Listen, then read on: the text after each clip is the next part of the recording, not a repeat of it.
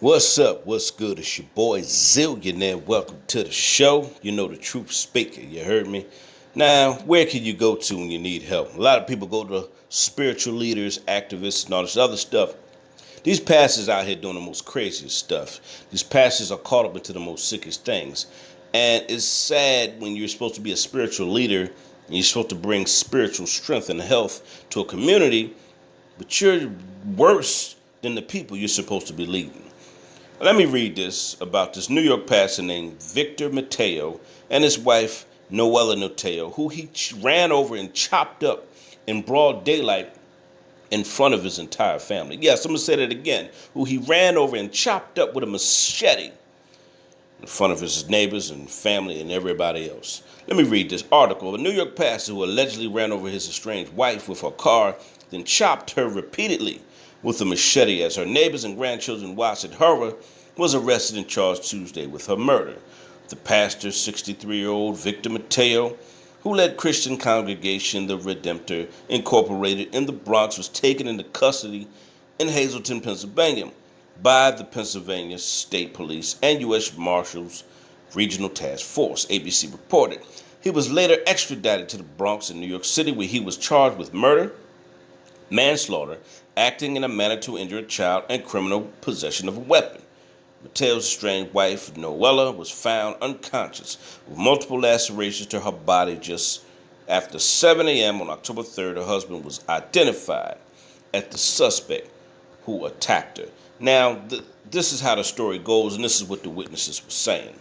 Witnesses saying that his wife, they've been separated, okay? They've been separated and I guess going through a divorce, or they were, I don't know, just separated for a little while to see if they could work it out. You know how couples do when they separate, okay? They don't know if they're going to actually get a divorce or they're going to get back together, but they need some time apart to figure out what's going on, okay?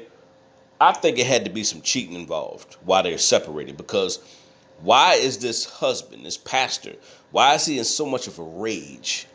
This sounds like one of those crime of passions where emotionally his rage and his impulse overtook any sound judgment. And he chose to take his wife out because he felt like, how you just gonna cheat on me like that? You know, I'm the pastor of this church and this and that. I got this congregation. And how are you gonna just do this to me like that?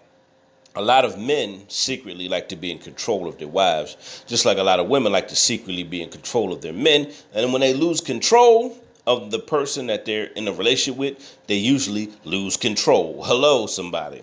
I'm gonna say that again.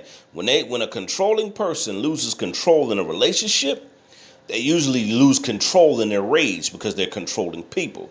So when things don't go their way, the real them comes out. They can't handle not being in control of a situation, or they can't not handle not being in control of a person. This sounds like a husband who was in a rage, who a wife didn't want to be in control anymore, who was just living her life, maybe didn't want to get back together with him. She probably found somebody that treated her better, or whatever the case may be, and he probably said, hell no.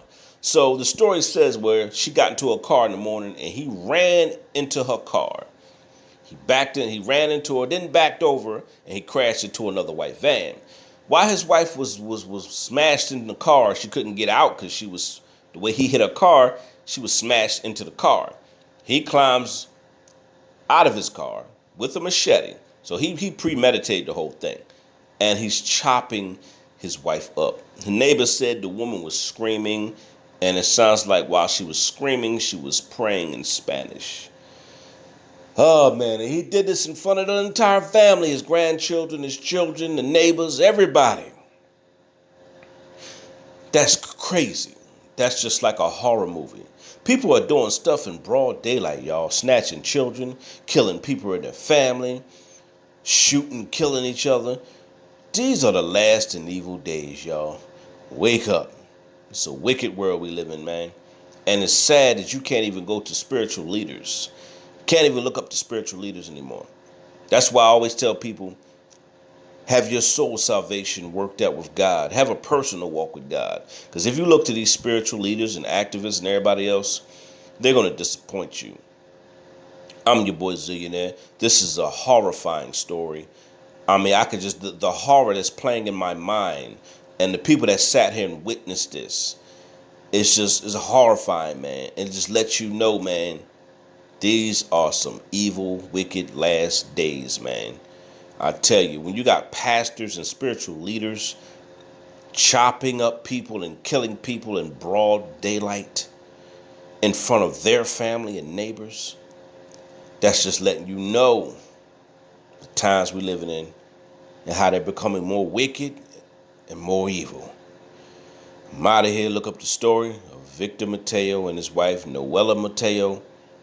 And check out this story, man. If you want to look it up for yourself, it's heartbreaking and it's horrifying all at the same time. I'm your boy Zillionaire. Like, share, subscribe. Shout out to everybody that's donated to the channel as I continue to talk about the wickedness and how evil this world is and expose light in a dark place and everything else. I'm out of here.